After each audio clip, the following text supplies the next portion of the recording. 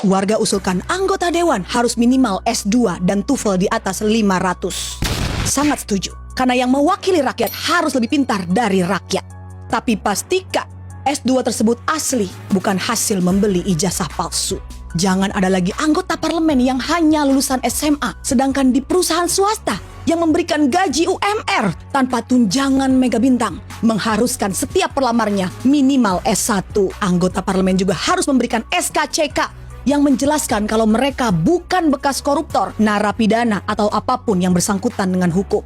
SKCK hal yang sangat biasa, bahkan untuk melamar pekerjaan yang bergaji UMR pun diperlukan SKCK.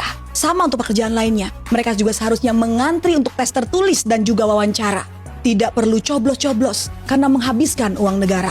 Seharusnya dibuat kontes besar yang disiarkan seluruh stasiun TV Indonesia seperti ajang Indonesian Idol atau Indonesia's Got Talent.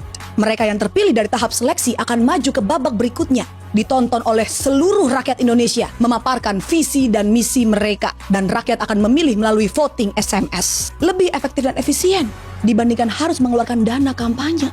Tidak perlu mencetak kaos, baliho, pasang spanduk, dan juga mengeluarkan amplop-amplop serangan fajar. Dana pemilu yang sangat besar dan bernominal fantastis bisa menjadi buah simalakama bagi para calon legislatif. Jika mereka salah logika, dana kampanye bisa mereka anggap sebagai dana investasi untuk pekerjaan yang akan mereka dapatkan. Akhirnya ketika mendapatkan pekerjaan tersebut, alih-alih menyuarakan aspirasi rakyat, mereka malah mengganyang uang rakyat. Sama seperti orang mencari kerja kebanyakan untuk menyandang status yang sangat prestigious. Mereka harus berpenampilan menarik, good looking, IPK minimal 2,75.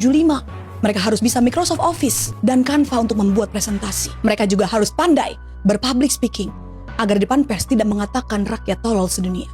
Jika mereka bisa semua, benar-benar menguasai ilmunya, mereka tidak butuh lagi staf khusus di bawah mereka yang menghabiskan uang negara. Kalau perlu, mereka harus dibekali ilmu bela diri supaya tidak perlu lagi ada tunjangan pengawalan.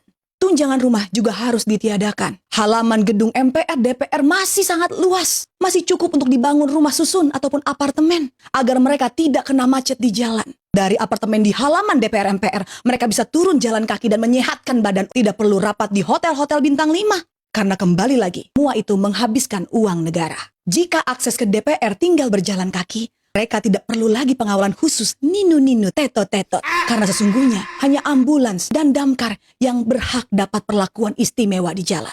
Dan yang terakhir, tes yang paling penting harus dites bagaimana konsentrasinya selama rapat. Jangan sampai ada yang bermain judol ataupun tidur saat rapat berlangsung.